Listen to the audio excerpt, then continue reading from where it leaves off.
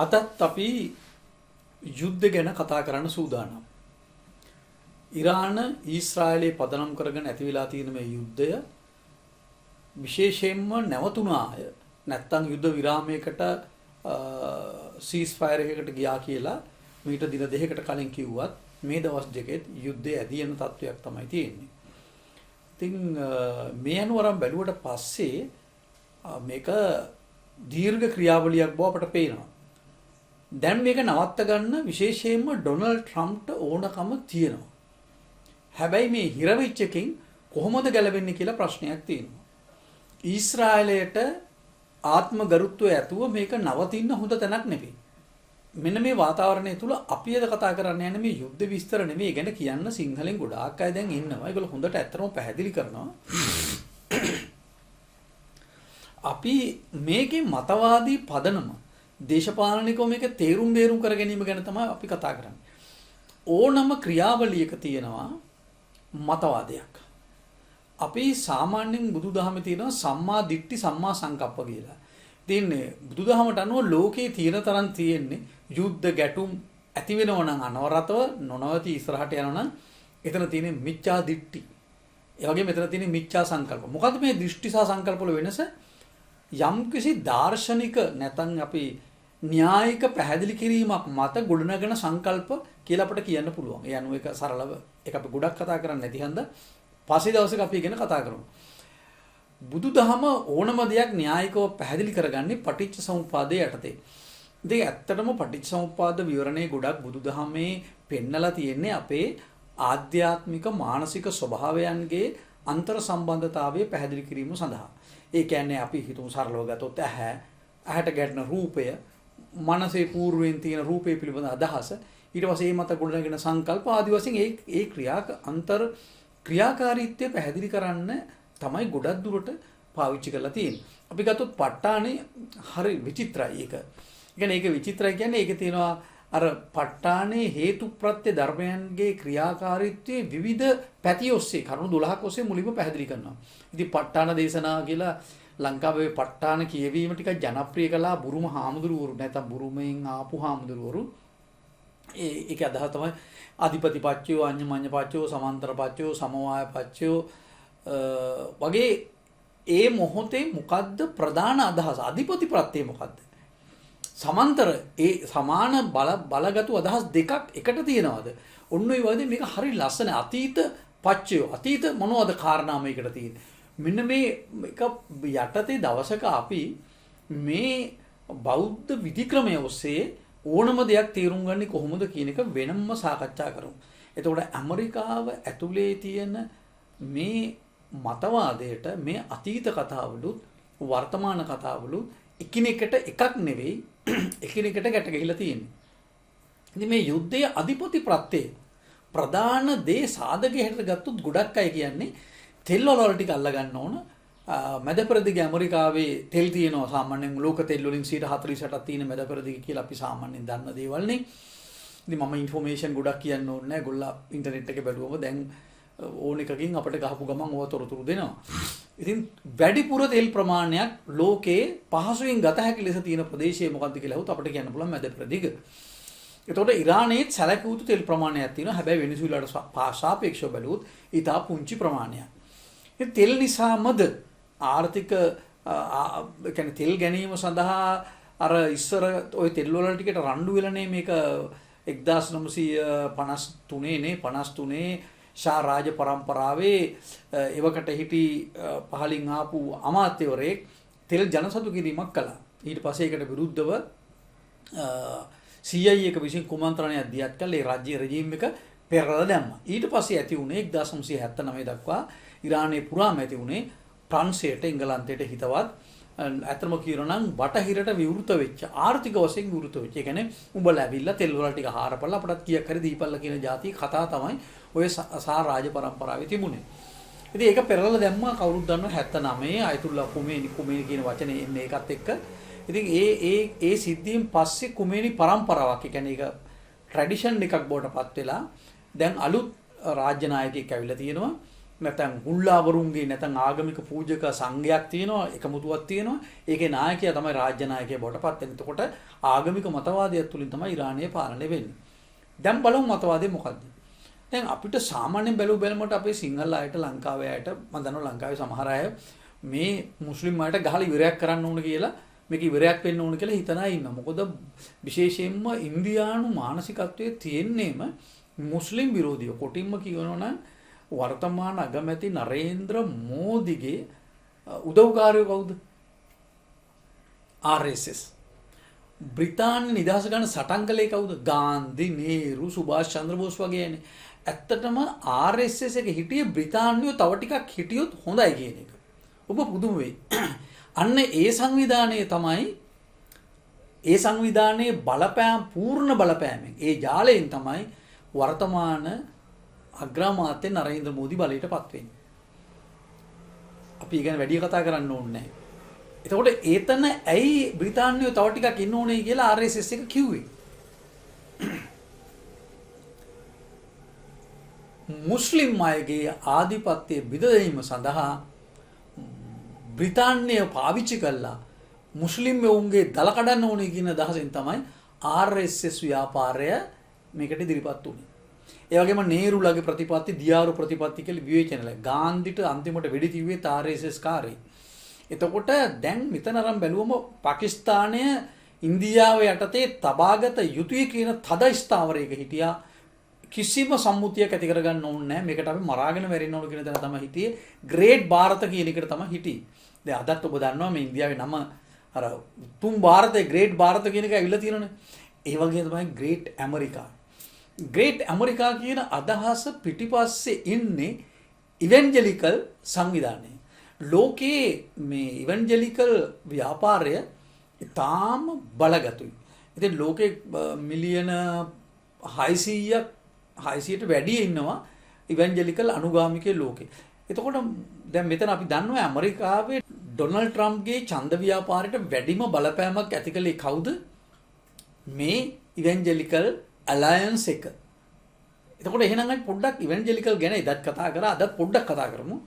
එතකොට ඉවෙන්ජලිකල් ව්‍යාපාරයට පදනම හැදෙන්නේ මාටින් ලූතර්, ජෝන් කැල්වින් අයගේ අදහස් නිසා. ඒගොල්ලා කෙටිම කිව්වොත් අපි ඒගොල්ලගේ අදහස මෙන්න මේ වගේ එකක්. පල්ලිය සහ පූජකයාගේ ආධිපත්‍යයක් අවශ්‍ය නැහැ. දෙවියන් වහන්සේගේ සුභ ආරංචි ගොසපල්ස් අපි තේරුම් ගන්න ඕන බයිබලයේ හරහා. බයිබලයේ තමයි ප්‍රධාන.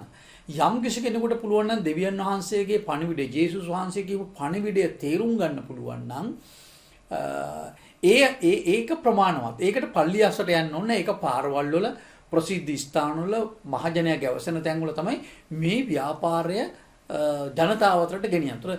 ජේසුස් වහන්සේව දකින්න එක, ජේසුස් වහන්සේ විශ්වාස කරන එක, ඒ ජේසු ජීවමානයි කියලා හිතන එක, ඒ ජේසුස් වහන්සේ සහ මගේ ආධ්‍යාත්මය අතර ඇති වෙන අන්තර් සම්බන්ධයට අතරමැදියෙක් වැඩක් නැහැ.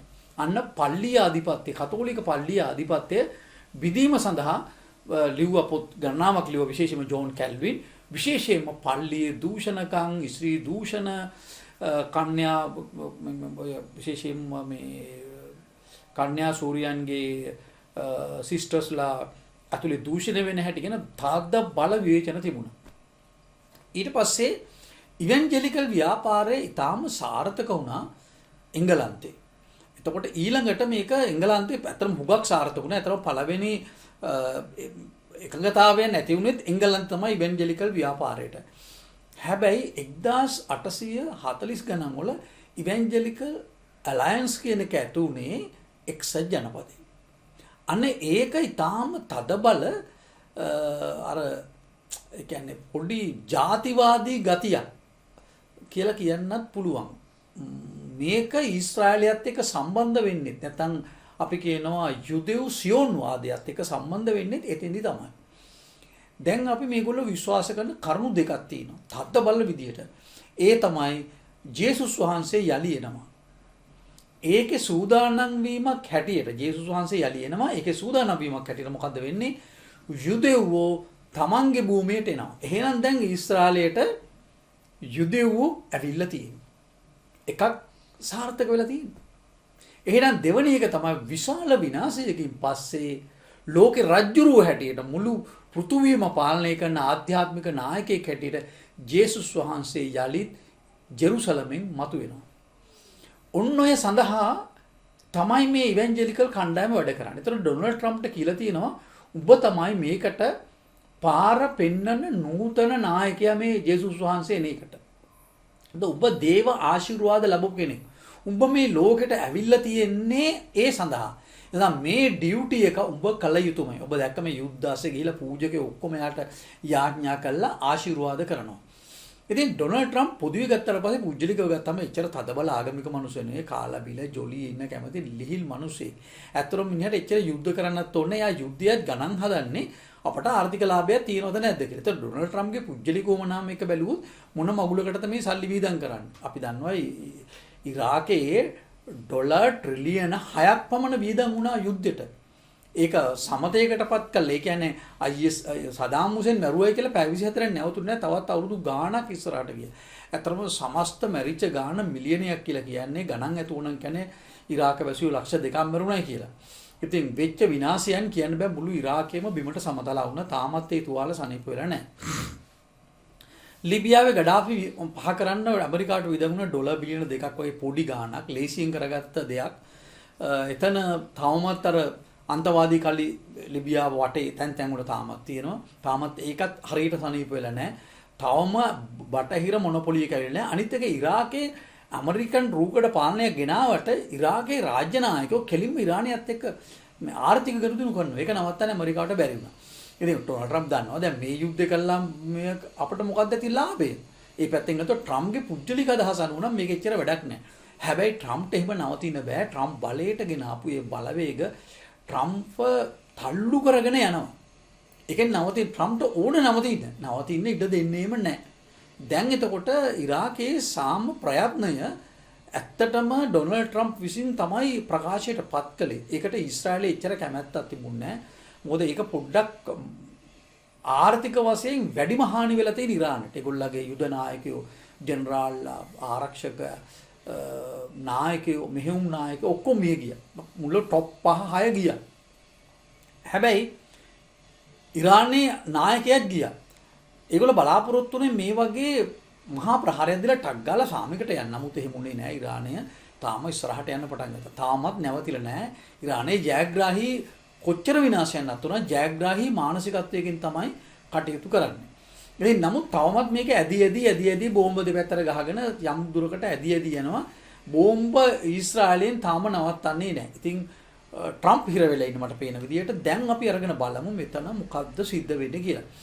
මෙතන මේ මතවාදී ආධිපත්‍ය මොකටද? දැන් අපි ගමු මෙතන ඉන්න ඇමරිකානු රාජ්‍ය දෙපාර්තමේන්තුවේ ඉන්න පෙටි හෙග්සෙට්. ඔහු ඇත්තටම ඇමරිකානු ඉතිහාසයේ අඩුම වයසකින් ආරක්ෂක ලේකම් බවට පත්වෙච්ච පුජ්‍යලා. මේක මතක තියාගන්න මේ අපේ ආරක්ෂක අමාත්‍යාංශ ලේකම් වගේ නෙවෙයි. මෙයාට තියෙනවා කැබිනට් බලතල. ඇත්තටම කිව්වොත් ලෝකේ තියෙන මේ දෙපාර්තමේන්තුව ඩිපාර්ට්මන්ට් ඔෆ් වෝ කියලා තමයි ඇමරිකාවේ තියෙන්නේ. මේක යුද දෙපාර්තමේන්තුව. මොකද ඇමරිකාවට තියෙන ආරක්ෂා වීමේ ඩිෆෙන්ස් සෙක්‍රටරිලා නෙවෙයි ඉන්නේ. වෝ සෙක්‍රටරිලා ඉන්නේ. ඒතර මේ වෝ සෙක්‍රටරි අතරම අපේ ආරක්ෂක ඇමතිවරට වඩා ඊටාම බලගතුයි. ඔහු කැබිනට් ඇමතිවරයෙක්ගේ බලතල තියෙන කෙනෙක්. ඒතකොට යා තමයි අඩුම වයසෙන්පත් උනේ. මේ ගැන ලොකු වාද විවාද ගියා. දැන් අපි බැලුවොත් මෙයා ගැන ලොකුම විවේචනය ආවේ මෙතන වචන දෙකක් පාවිච්චි කරනවා මේ සම්බන්ධයෙන්. මේ වචන දෙක අරගෙන බැලුවොත් මෙයාගේ ඇඟ පුරාම පච්ච තියෙනවා. මෙතන තියෙනවා තදබල ලොකු කුරුසියක් ගහලා තියෙනවා. ඊළඟ අත්වල බයිබල් වාක්‍ය ලියලා තියෙනවා. මම බයිබල් වාක්‍ය එකක් දෙකක් කියවන්නම් ඔයගොල්ලන්ට. මේ එකක් තමයි ඩවුස් වුල්ට් කියන එක. එතන මේක දෙවියන් වහන්සේගේ කැමැත්ත කියන අදහස. ඒ කියන්නේ දෙවියන් වහන්සේගේ අභිප්‍රාය කියන වචනේ. මේක මම හිතන්නේ ලතින් වචනයක් ඩවුස් වුල්ට් කියන එක. ඊට පස්සේ ඊළඟට තියෙනවා මේ කෆීර් කියන වචනේ. මෙහිදී පෙටි හෙග්සෙට් මේ පච්ච ටික ඇගේ කොටලා තියෙනවා. කෆීර් කියන වචනයත් එයා කොටලා තියෙනවා. ඇඟේ තැන් දෙකක තුනක කොටලා තියෙනවා. කෆීර් කියන්නේ විශේෂයෙන්ම ඉස්ලාම් ආගමේ සතුරා, ද්‍රෝහියා, විරුද්ධකාරයා කියන අර්ථය තියෙනවා. ඉතින් මේක හිතාමතාම මුස්ලිම් විරෝධය සඳහා ලියපු එකක්. විශේෂයෙන්ම මේ පෙටි හෙග්සෙට් පත් කරද්දී ඉවෙන්ජලිකල් බලපෑම ඉතාම තදින් තිබුණා. බලන්න පෙටි හෙක්සෙට්ගේ කතා කීපයක් ඔබ YouTube එකේ තියෙන ගොඩක් එයාගේ කතා විකිපීඩියා එකේ ගිහිල්ලා බලන්න පුළුවන්. ඒ කතා ඇහුවම අනිත් අයට වඩා හරි යම් පෙනුමක් තියෙන්නේ. එයා ඉරාකයේ යුද්ධයට සහභාගී වෙලා තිනවා, විශේෂයෙන්ම ඇෆ්ගනිස්තාන යුද්ධයට සහභාගී වෙලා තිනවා. එයා තද දක්ෂිණාංශික අති දක්ෂිණාංශික පුජ්‍යලෙක්. ඔය ග්‍රේට් ඇමරිකා කියන මූවමන්ට් එකේ ඉතාම ශක්තිමත් බලකණුවක් තමයි මේ පුජ්‍යලයා. ඉතින් මෙයාගේ මෙයා තද බල ලෝක ඉවැන්ජලිකල් ලෝකේ ඉතාම තද බල කෙනෙක්. එතකොට මේ යුද්ධය යන හේතුව අපි අරන් බැලුවොත් ඉවැන්ජලිකල් මූවමන්ට් එක කියන්නේ දැන් සූදානම් ජෙරුසලම දැන් ඒ යුදෙව්වන් ඊශ්‍රායලට පැමිණලා තියෙනවා. ඒතකොට ජෙරුසලම තියෙන්නේ එතන. ඔබ ජෙරුසලම කොහොමද දන්නවා කතා මධ්‍යකාලීන යුගයේ කුරුස යුද්ධයක් ගියා. මහ විශාල කාලයක් ඒ කුරුස යුද්ධය ඇදුණා. ඒත් ඔය ජෙරුසලම පදනම් කරගෙන මේකේ තියෙනවා ජෙරුසලම කියන එක අපි මේ සඳහා සූදානම් කළ යුතුයි. මේකේ මතවාදී ආධිපත්‍ය කොයිතරම් දුරට ගෙනිච්චද කියනවනම් සාමාන්‍යයෙන් තානාපති කාර්යාලයක් තියන්නේ අගනුවර. ඉස්රායලයේ විදේශ රටවල තානාපති කාර්යාලය තියෙන අගනුවරනේ. හැබැයි ඇමරිකාව ඩොනල්ඩ් ට්‍රම්ප් මීට පෙර බලයට පත් වෙච්චිලා මට මතකයට 2018 විතර මේ ටෙල් අවීව් තිබිච්ච ඇමරිකන් තානාපති කාර්යාලය ගෙනිච්චා කොහාටද? අර ජෙරුසලමට. හරියට කියනනම් ඇමරිකාව ලංකාවේ මේ තමන්ගේ තානාපති කාර්යාලය අනුරාධපුරයට ගෙනියන්න ඉල්ලුවා වගේ වැඩක් තමයි මේ කළා තියෙන්නේ. ඒ කියන්නේ එතන මුලින්ම ආවේ පල්ලිය මේ අර පැරණි පල්ලිය යලි හදන්න කියලා තමයි ඉල්ලුම ආවේ. හැබැයි ඒක උහුට කරන්න බැරි හන්ද තානාපති කාර්යාලය ලොකු කරලා මේ ජෙරුසලම ආසන්නයේ හැදුවා. ටෙල් අවීව් තිබිච්ච ඇමරිකන් තානාපති කාර්යාලය ඒ අනුව 2018 දී ජෙරුසලමට ගෙනියනවා මේ ආගමික විශ්වාසය මත. එතකොට දැන් තවත් කතාවක් තියෙනවා කතෝලික පල්ලියක් මේ කිට්ටුවෙම තිබුණා. කතෝලික සභාවටයිද. තාම උපක්‍රමශීලීව මේ පල්ලිය විනාශ කරලා දැම්මා. මේට අවුරුදු ගානකට කලින්. එතකොට දැන් මේ භූමිය ඊශ්‍රායල් භූමිය ආගමික වශයෙන් සූදානම් කරන එක ඉවැන්ජලිකල් ව්‍යාපාරයේ ප්‍රධාන දේ. එතකොට ජේසු ජීවමානයි කියන එක වඩා උස්සලා අරගෙන ඉස්සරහට ගෙනියන්නේ ලිවිං ජේසු කියන එක ජේසු ජීවමානයි කියන එක විශාල මතවාදයක් හැටියට ගෙනියනවා. ඔබ නිකන් සාමාන්‍යයෙන් TikTok වල අර YouTube වල ෂෝට් වීඩියෝ එහෙම බැලුවම හරි ලස්සනට හදපු මේ ජීසස් එන පින්තූර තියෙනවා. ඒ වගේම ඉවැන්ජලිකල් මූවමන්ට් එකේ හතුරු දෙන්නෙක් ප්‍රධාන වශයෙන් ඉන්නවා. එක ප්‍රධාන හතුරෙක් තමයි කතෝලික සභාව. මොකද කතෝලික සභාව දුර්වල කරොත් තමයි ඒගොල්ලන්ට ක්‍රිස්තියානි ලෝකයේ ආධිපත්‍යය ගන්න පුළුවන්. ඉතින් තවමත් ප්‍රොටෙස්ටන්ත ව්‍යාපාරයේ තියෙන සියලුම පල්ලි 100% ඉවැන්ජලිකල් ඇලයන්ස් එකට එකතු වෙලා නැහැ. උදාහරණයක් එංගලන්තේ ඇන්ග්ලිකන් සභාවේ ස්වල්ප පිරිසක් තමයි උදව් කරන්නේ. ජර්මනියේ ලුතෙරියන් නෝර්වේ ලුතෙරියන් කට්ටිය. පොත ජර්මනියේ කරට කර වගේ කතෝලික ලුතෙරියන් කට්ටිය ඉන්නවා. ලූතර් පදනම් කරගෙන ලූතර් විශ්වාස කරගෙන ගොඩනගිච්ච සභාවට තමයි ලුතෙරියන් ආගම කියලා අපි කියන්නේ. නෝර්වේ තියෙන ලුතෙරියන්. එතකොට දැන් මෙන්න මෙතෙන්දී ඉතා වැදගත් දෙයක් සිද්ධ වෙනවා. ඒ වැදගත් දේ තමයි අර විශාල වශයෙන් කුඩා කණ්ඩායම් ඔක්කොම එකතු වෙලා ඇමරිකා මුල් කරගෙන තමයි 1840 ගණන් වල මේ ඇලයන්ස් එක හදන්නේ. අන්නේ ඇලයන්ස් එකේ ප්‍රොජෙක්ට් එක තමයි මේ මුස්ලිම් අය නැති මුස්ලිම් අයගේ බලය කඩපු මුස්ලිම් අයගේ බලය දුර්වල කරපු. එහෙම නැත්නම් මුස්ලිම් අය කන බොන ජොලි කරන පොරවල් ටිකක් කරලා ඔය ආගමික විශ්වාස වලින් ගලවලා ඔවුන්ගේ ආර්ථික බලයට ඒ කියන්නේ ඔවුන්ගේ ආර්ථික බලයක් වෙනකොට ඇමරිකානු ඒකාධිකාරය යටතේ පවතින ආර්ථිකයක් හදන්න. විශේෂයෙන්ම අපි කියන්නේ තෙල් 148ක් තියෙනවා කියලා. ඕක තමයි කතාව. ඉතින් දැන් ඉස්සරහට මොකද වෙන්නේ? මෙන්න මෙතෙන්දී අපි කරුණු කීපයකට අවධානය යොමු කරන්න ඕන. දැන් මම මතවාදී කුමක්ද කියන එක ඔබට කිව්වා. දැන් අපි ඊළඟට මොකද්ද ලෝකෙට වෙන්නේ? දැන් වෙනකොට ලෝකයේ තියෙන තත්ත්වය මොකද්ද? ලෝකයේ පුරා මේ යුද්ධ වලින් විනාශ වෙච්ච අය කෝටි 10ක් විතර ඉන්නවා. ඒ කියන්නේ අනාථ කඳවුරු වල ඉන්න අය. විශාල ප්‍රමාණයක් මැරිලා තියෙනවා. දැන් සිරියාව වගේ රටක් ගත්තම මේ නූතනයේ ඇතිවෙච්ච යුද්ධයත් එක්ක 190ක් අන්ත දුගිය බවට පත්වලා තියෙනවා. ඒ වගේම අප්‍රිකාවේ ගෝත්‍ර හැටියට රටවල් හැටියට ඇතිවෙච්ච කැළඹිලි වලින් විශේෂයෙන්ම යුද ආණ්ඩු වලින් සමුගක් රටවල විශාල වශයෙන් මිනිසු දුප්පත් වෙලා තියෙනවා. ඒසු කවදාවත් ගොඩ එන්න බැරි යුද්ධවල පටලැවිලා තියෙනවා. ඒගොල්ලගේ රත්තරන් සහ පොළවේ තියෙන විවිධ වූ මිනිරන් විවිධ වූ රෙයාල්ස් කියලා අපි කියන්නේ ඒවා දුර්ලභ පාෂාණ වර්ග විශේෂයෙන්ම අපි ගත්තොත් මේ යුරේනියම් තියෙනවා. ඒතර ඒවා බල ශක්තියට පරමාණු බෝම්බ හදන්න, ඒ වගේම විවිධ විකර්ණශීලී එක්ස්ප්ලෝසිව් දේවල් හදන්න ඒවා ගොඩාක් අවශ්‍ය වෙනවා. ඉතින් ඒ අනුව අරගෙන බැලුවට පස්සේ ලෝකය එක පැත්තකින් මේ යුද්ධ නිසා විශාල වශයෙන් බරපතල දුප්පත්කමකට වැටලා තියෙනවා. තව පැත්තෙන් විශාල විනාශයක් සිද්ධ වෙලා තියෙනවා. තව පැත්තකින් අද වෙනකොට ගසා තීරය වගේ රටවල්, සිරියාව වගේ රටවල් විශාල වශයෙන් සරණාගතයන්ගෙන් පිරලා තියෙනවා. දැන් ඊශ්‍රායලෙත් මම දැක්ක ඊයේ පෙරේද රූපරාම වල මිනිස්සු විශාල වශයෙන් දැන් ගෙවල් වල නෙවෙයි සරණාගත කඳුරු වලට ගිහිල්ලා තිනවා. තවත් ගසා තීරය බවට ඊශ්‍රායලෙත් යම් පමණකටපත් වෙලා තියෙනවා. එතකොට මේ වාතාවරණය උඩ ලෝකෙට මෙහෙම යන්න බෑ. දැන් විශාල ආර්ථික හිරවීමක් තියෙනවා විශේෂයෙන්ම හෝමුස් ප්‍රදේශය ඉරානයට මුහුණ දාලා තියෙන්නේ. එතන හරහා නැව් යන්න බෑ දැන්. ඒ කියන්නේ ඉරානය ඕනම වෙලාවට ඒවට තමන්ගේ සතුරු නැවුණා තමන් එක නෝන නැවුණා ඒගොල්ලෝ විනාශ කරලා දානවා. ඒ වගේ සිද්ධි ඊයේ පෙරේදත් සිද්ධ වුණා. එතකොට ආර්ථික වශයෙන් විශාල හිරවීමක ලෝකෙ ඉන්නේ. ඉතින් මේක යන්න බෑ. දැන් ලෝකෙට අවශ්‍යයි ආධ්‍යාත්මික ව්‍යාපාරය. කාටද මේ ආධ්‍යාත්මික ව්‍යාපාරය ගොඩනගන්න පුළුවන්? ඇත්ත වශයෙන්ම මේ මධ්‍යස්ථ ආගමික ආමන්ත්‍රණයක් කළ හැකි බලවේගය තමයි බෞද්ධය.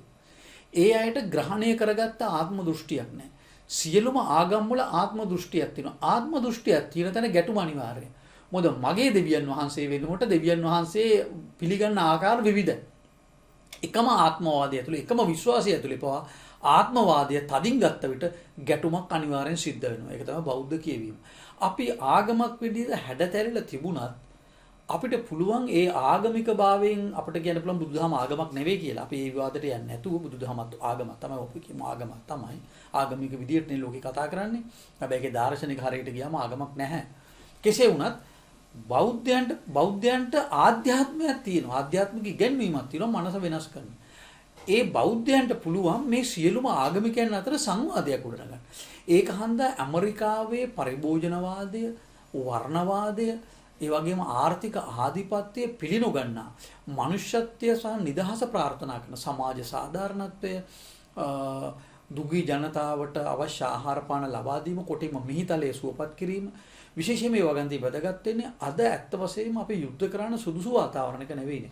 මුළු ලෝකෙම මේ තෙල් ගල් ලංගුරු සහ ගෑස් පරිහරණය නිසා විශේෂයෙන් පොසීල ඉන්ධන පරිහරණය නිසා මිහිතලයේ මනුෂ්‍ය වාසයට නුසුසු තැන බවට පත් වෙලා තියෙනවා. ඔබ කවුරුත් දන්නවා ඒකේ ප්‍රතිඵල අයිස් දිය වෙනවා, සාගර ජල මට්ටම ඉහළ යනවා, ඉමක් කුණක් නැති වැස්ස තව තැනක මහා කාන්තාර මේ වගේ මහ විශාල පාරිසරික අර්බුදයකට අපි මුහුණ දීලා තියෙනවා. මේ දවස්වල අපි උනත් දන්නවා රස්නේ වැඩි. එතකොට ඉන්දියාවේ රස්නය ගියවර මං ඉන්දියාවේ හිටියේ ගියවර මම සතියක් දෙකක් ඉන්දියාවේ හිටියා. ඇත්ත වශයෙන්ම දවල් කාලේ උදේ 10න් පස්සේ හවස 5 වෙනකන් කිසිම තැනක එළිවහන වැඩ කරන්න බෑ. වැඩ කරන වෙලාව වෙනස් කරා ඉන්දියාව. ඒ මාස 4 විශේෂයෙන්ම මාර්තු සිට ජූනි දක්වා වගේ. ඒතර ලෝකේ ඒ වගේ තත්ත්වයක් ඇති වෙලා තියෙනවා. එංගලන්තේ සමර එක 140ට යන කවදාවත් වෙච්ච නැති දේවල්. ඉතින් ගෝලීය උෂ්ණත්වය වැඩි වෙලා දැවැන්ත පාරිසරික අර්බුදයක්, ලෙඩ රෝග පැතිරීම, අපි නොදන්නා වසංගත රෝග පැතිරීම වගේ දේවල් විශාල වශයෙන් මේ කාලගුණ විපර්යාසත් එක්ක ලෝකේ ඇති වෙලා තියෙන එක වෙනම කතා කරන්න මාතෘකාව. ඒ අර්බුදයක් තියෙනසි අපි පිස්සු කෙලිනවා. ඉතින් අපිට මේ ලෝකයේ ඕන විදිහට අපේ පිස්සු කාමභෝගී ජීවිත සඵල කරගන්න බෑ. අපි ගන්නවා මේ කාම ඒ කියන්නේ අපි මොකටද සල්ලි හොයන්නේ? මේකේ සන්තුෂ්තියක් තියෙනවද? දැන් එපිස්ටිල් ෆයිල් ගැන බැලුවොත් මේගොල්ලෝගේ කාමභෝගීත්වය ලේබොන කුඩා දරුවන් ලිංගිකත්වය තමන්ගේ සන්තුෂ්තිය සඳහා ලිංගිකත්වයට යොදා ගන්න, ඒගොල්ලන්ට හම්බෙන දරුවෝ රහසිගත සමූහ මිනිවල වලදාන, ඇබෝෂන් මේ වැසිකිලි අද ඔක්කොම අද හම්බෙලා තියෙන කොහෙද මේ එපිස්ටිල් ෆයිල් වල. ඉතින් මේවා ගැන පින්තූර මිලියන ගාණක් අද ප්‍රචාරයට පත් වෙලා තියෙනවා. දැන් ඕන තරම් බලන්න පුළුවන් ඉන්ටර්නෙට් එකේ. ඒ කියන්නේ මේ කාමභෝගී ජීවිතේ වෙනුවට මනුෂ්‍යත්වය කැටි කරගත්ත සෝබාදහමට ගරු කරන සැබෑ සතුට හා සෝබාධර්මයේ සමග සහජීවනයකට චින්තනයක් අවශ්‍යයි. එහෙම ආධ්‍යාත්මික ආමන්ත්‍රණයක් අවශ්‍යයි. මම විශ්වාස කරනවා මේ යුද්ධ මැද අපට ඉඩක් තියෙනවා. අපි වගේ රටකටත් ඒ වගේම ඉන්දියාවට වගේ රටකට මේ වගේ ඉඩක් තියෙනවා. අන්න ඒක සොයාගන්න එක තමයි මේ යුද්ධ මැද වගකීම. ඒ සඳහා අපි කැප වෙමු. මනුෂ්‍යත්වයේ මුල් කරගත්ත සෝබාදහමේ අපි අතර තියෙන බැඳීම වටහා ගත්ත මනුෂ්‍යයන්ගේ දුක් වේදනා වෙනුවෙන් ඇඬෙන මානසික වූ හදවත් ඇති සංවේදී මිනිසුන්ගේ ආධ්‍යාත්මික එකමුතුවක් දැන් ලෝකෙට අවශ්‍යයි. ඉතින් ඒ සඳහා ආමන්ත්‍රණයක් අවශ්‍යයි. අපි යන්නේ සඳහා ඉදිරියට විමසා බලමු. හැම දිනකටම සිතක් සාන්තියක් යහපතක්ම වේවා.